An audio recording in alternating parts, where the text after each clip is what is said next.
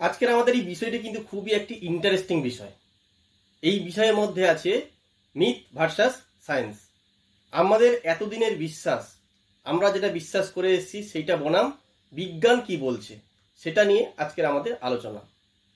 সাপ আটকানোর জন্য বা সাপ তাড়ানোর জন্য কার্বলিক অ্যাসিড কাজ করে কি করে না। Hello my dear friend, I am Narayan Chandra Bag. আপনারা পুরো ভিডিওটা দেখুন, বিষয়টা শুনুন, ভালো লাগলে কমেন্ট করে জানান, আর অন্যদের শোনার জন্য ভিডিওটিকে আপনাদের বন্ধু বান্ধবের মধ্যে শেয়ার করে দিন। আমাদের দেশে ঘরে ঘরে সাপের আগমন বন্ধ করার জন্য আমরা কার্বলিক অ্যাসিডের ব্যবহারকে মোক্ষম অস্ত্র হিসাবে কিন্তু ইউজ করি। এমনকি আমাদের যে মাধ্যমিকের বই পড়েছি, আমরা উচ্চ মাধ্যমিকের পাঠ্য বই পড়েছি, সেই বইয়ে জৈব রসায়ন সংক্রান্ত যে অধ্যায় আছে সেখানে কার্বলিক অ্যাসিডের ব্যবহার নিয়ে কিন্তু পড়াশোনা করা হয়েছে এবং সাপ তাড়াতে কার্বলিক অ্যাসিড ব্যবহার করা হয়ে থাকে। এমনকি আমাদের এই মহাদেশে বিভিন্ন লেখকের যে লেখাতে বিভিন্ন সময় তাদের গল্প উপন্যাসে সাপ তাড়ানোর জন্য কার্বলিক অ্যাসিডের ব্যবহার বিষয়টি বারবার উঠে এসেছে। আমরা যদি দেখি বিভূতিভূষণ বন্দ্যোপাধ্যায়ের তার অত্যন্ত জনপ্রিয় যে উপন্যাস চাঁদের পাহাড়, সেই চাঁদের পাহাড়ে আপনারা দেখবেন যে সেখানেও কিন্তু সাপ তাড়ানোর জন্য কার্বলিক অ্যাসিডের ইউজ করা হয়। সাপ তাড়ানোর জন্য অনেকেই কার্বলিক অ্যাসিডের ব্যবহারের কথা বলেন। এমনকি রিসেন্ট যে আমাদের লোকসভা নির্বাচন হয়ে গেল, সেই লোকসভা নির্বাচনে ভোট কর্মীদের সাপ থেকে দূরে থাকার জন্য তাদের যে কিট বক্স দেওয়া হয়েছিল, সেই কিট বক্সের মধ্যে কিন্তু কার্বলিক অ্যাসিড দেওয়া হয়েছে। প্রথমত বলে রাখি, সাপ তাড়াতে কার্বলিক অ্যাসিডের কোনো কাজ করে না। দ্বিতীয়ত বলবো যে এই কার্বলিক অ্যাসিড মানুষ সহ সকল জীবদের জন্য কিন্তু খুবই ক্ষতিকর। অ্যাসিড গায়ে পড়লে আমাদের ত্বক পুড়ে যায়। বিশ্ব স্বাস্থ্য সংস্থার সাউথ ইস্ট রিজিয়নের যে গাইডলাইন আছে সেখানে পরিষ্কারভাবে বলা আছে আজ পর্যন্ত এমন কোনো কেমিক্যাল আবিষ্কৃত হয়নি যেটি সাপকে আসা থেকে নিরুৎসাহিত করতে পারে। সহজ কথায় বললে সাপের আসা থেকে আটকাতে পারে। কার্বলিক অ্যাসিড যদি সাপের গায়ে পড়ে তাহলে কিন্তু তার গাটা পুড়ে যেতে পারে, তাই খানিকক্ষণের জন্য সে একটু দূরে থাকতে পারে। কিন্তু আমাদের বাড়িতে বা বাড়ির আশেপাশে যখন দেখবেন আমরা কার্বলিক অ্যাসিড রাখি, তখন দেখবেন যে কার্বলিক অ্যাসিডের বোতল থাকে, বোতলের মুখটাকে খুলে দেই অথবা ছিপিটাকে আমরা একটা ছিদ্র করে দেই। এই অ্যাসিড বাতাসে অক্সিজেনের সঙ্গে মিশে অক্সিডাইজ হয়ে যায় এবং কিছু সময় পরে তা কিন্তু উবে যায়। উবে যাওয়ার পরে আবার সাপ ঠিক আপনার বাড়িতে চলে আসবে। এই যে আমরা কার্বলিক অ্যাসিড নিয়ে কথা বলছি, প্রথমে কিন্তু আমরা একটু কার্বলিক অ্যাসিডের পরিচয় সম্পর্কে জেনে নেব। এই যে কার্বলিক অ্যাসিড, একে আধুনিক জৈব রসায়নে মানে অর্গ্যানিক কেমিস্ট্রিতে ফেনল নামে একে পরিচয় করানো হয়। এই ফেনলের একটি নিজস্ব গন্ধ রয়েছে এবং জলে কিন্তু এটা দ্রবীভূত হয়। এর জলীয় দ্রবণ জীবাণুনাশক হিসাবে ব্যবহার করা হয়। মানে খালি ফেনল বা কার্বলিক অ্যাসিড ত্বকে যদি লাগানো হয় ত্বক কিন্তু পুড়িয়ে ফেলতে পারে এবং এটি বিষাক্ত হিসাবেও কিন্তু খুবই পরিচিত। এটা যদি অল্প পরিমাণে গ্রহণের দ্বারা কিন্তু মৃত্যু হয়েছে এরম রেকর্ডও আছে। তাছাড়া এটি ত্বকে ব্যবহার করার মাধ্যমে বিষাক্ত হয়ে উঠতে পারে।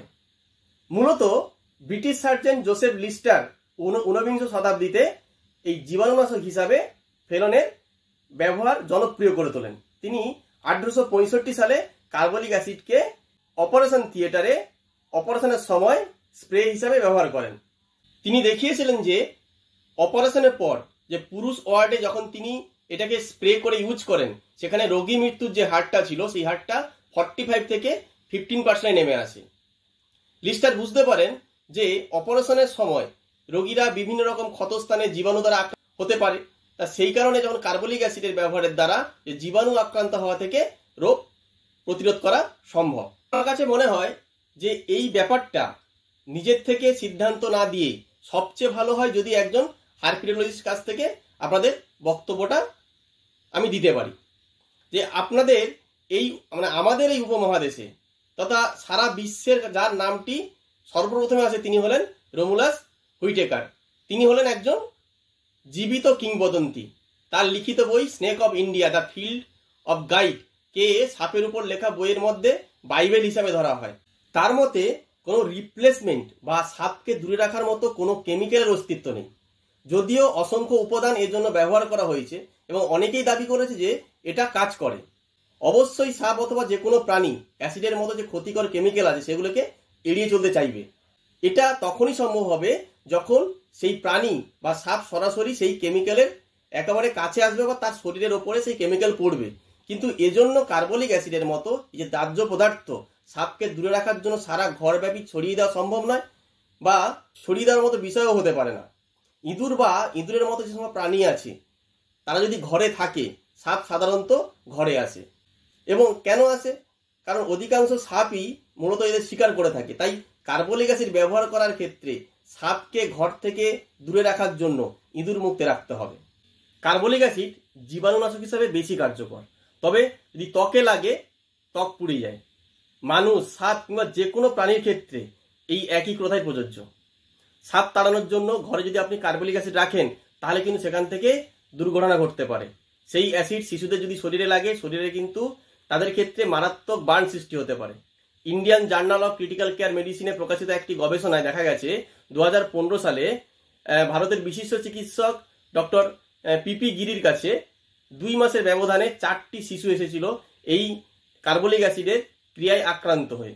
সাপ কিন্তু আপনার বাড়ি আমার বাড়িতে বেড়াতে আসে না বা ঘুরতে আসে না, সাপ আসে জৈবিক প্রয়োজন অর্থাৎ খাদ্যের সন্ধানে।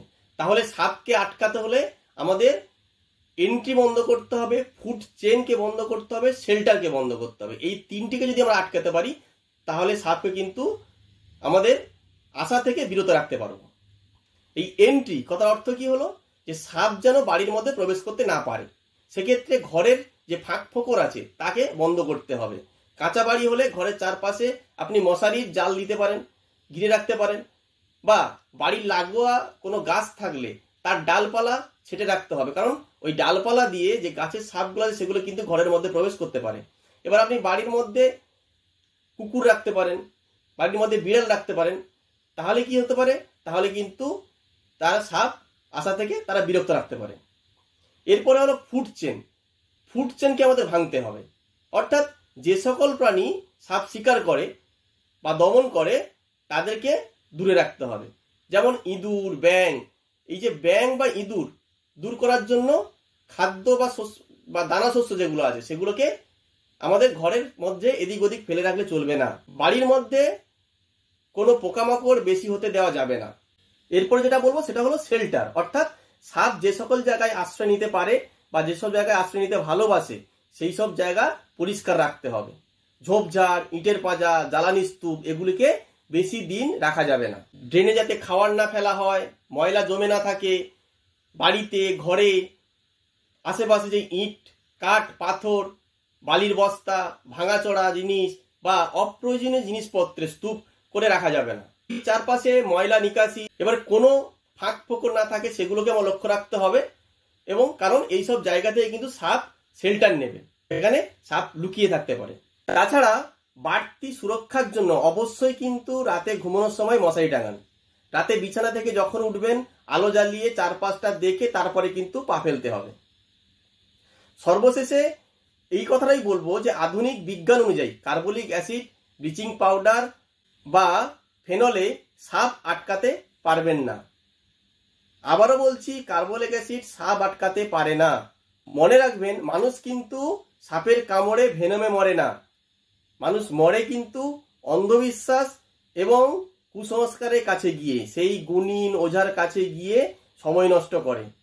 তাহলে আপনাদের একটা কথাই মনে রাখতে হবে যে সাপ কামড়ালে সময় নষ্ট না করে তাড়াতাড়ি নিকটবর্তী যে হসপিটাল আছে সেই হসপিটালে পেশেন্টকে আনতে হবে। আপনারা সবাই ভালো থাকুন, মানুষ ভালো থাকুক, ভালো থাকুক প্রকৃতি। ধন্যবাদ সবাইকে।